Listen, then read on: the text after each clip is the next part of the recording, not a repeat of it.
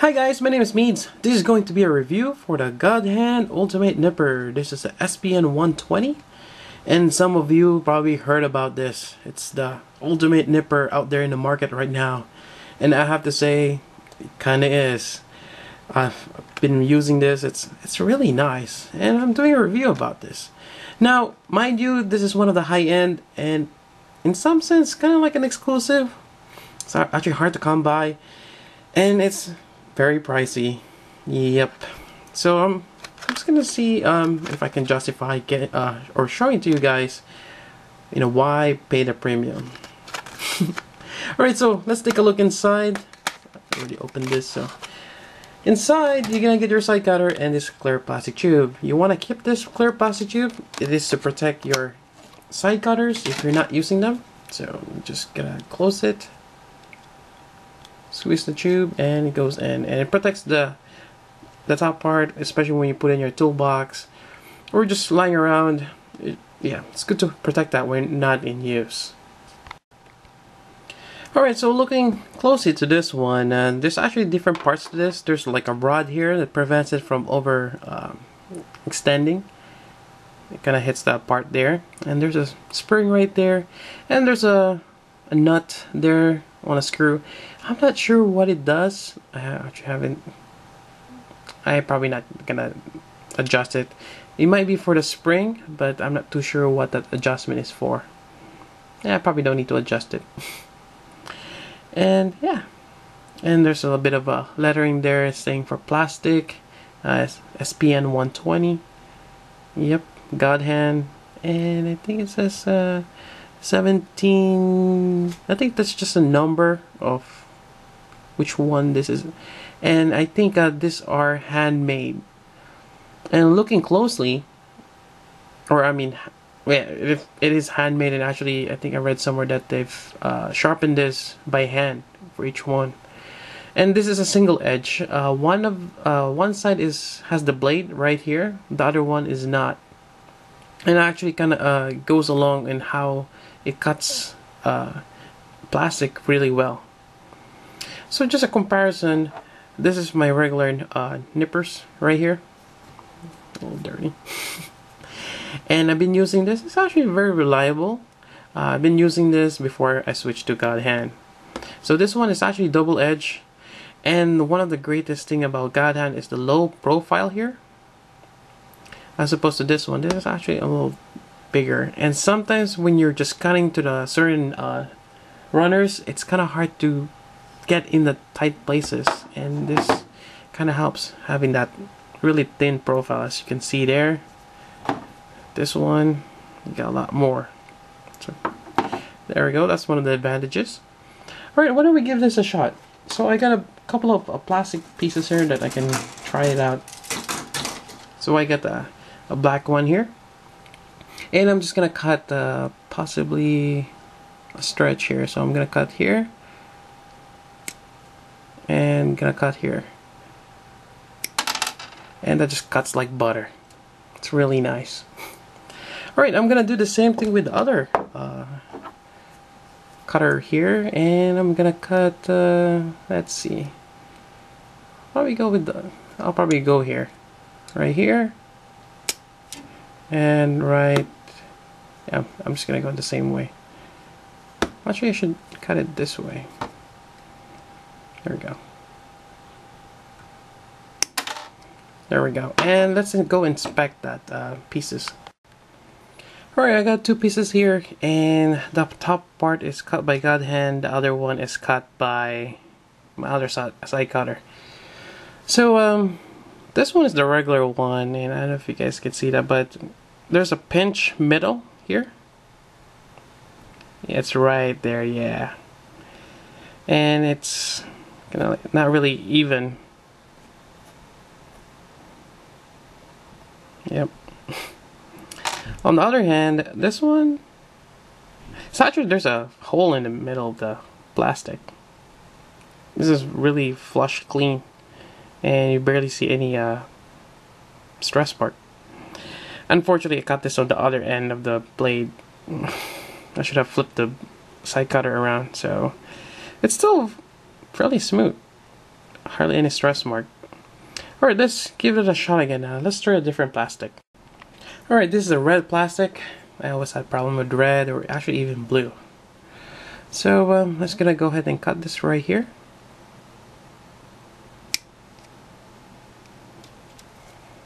And remember to rotate my blade, or my cutter.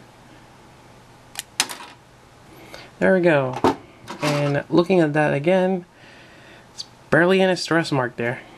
It's really smooth. Oh. And same thing on the other side. It doesn't leave that stress mark in the middle. So if I cut this with this guy here,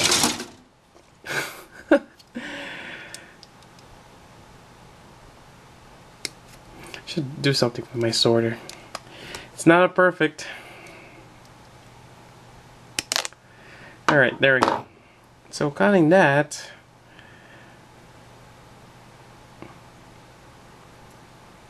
yeah, always leave that middle part there. It's not smooth, and actually, let me do a demonstration when you're cutting it here.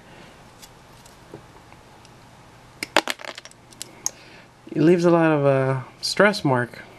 I suppose if you're cutting it with this guy, you know, not much. So there we go. And let's do one last demonstration with clear parts. I had a fair share where I had problems with cutting clear parts. Alright, so let's do this. Cut here. And cut here. Let's take that piece.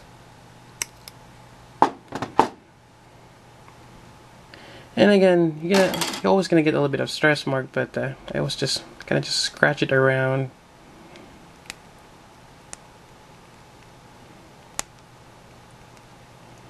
Yeah, it's still smooth. Probably just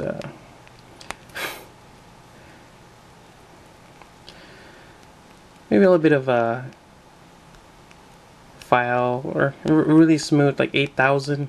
I have one of those grit sandpapers, just really fine it. But as you can see, it's barely anything there. It's gone. The stress mark, or I mean, barely any stress mark.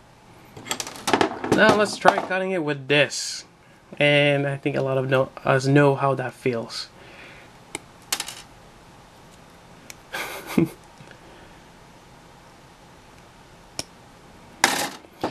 And basically, no matter how much you rub it, I mean, you can yeah, it's gonna leave that stress mark no matter what. So that's a big difference there. And it's great to use this if you have clear kits. Yeah, I mean, if you like clear kits, go with this guy. Yeah. Alright, the next question is, how much does it cost you to get this? Now, comparing anything with this one, it seems like you're just getting a side cutter. I mean, why spend a lot, right?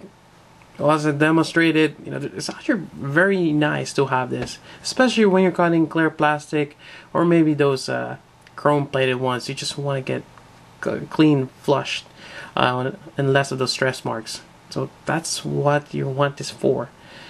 And now this particular tool, think of it as an exclusive. It's actually hard to come by, and they only made a limited run of this for each batch. So if you manage to get one, awesome. And you may have to wait a while till they make more. So this particular one, I believe it's retailed around 4,000 or to 5,000 yen. Just depends on where you get it. And yeah, actually it just varies, and again, supply and demand factors in. So that's roughly about, I would say, $45 to $50. Now you still have to consider shipping and again availability. So price could go up. Actually, right now, I got mine from Tatsu Hobby for $70, and I think they only have like 2 left. Actually, you have 2 of the blue handles. I think that's what That's what told me. And yeah, it's still available, and they might be able to get more, or they might be able to restock in the future, but you only can get it for small quantities. Again, it's one of those. It's a nice tool, but only a few people will get it because it's really expensive.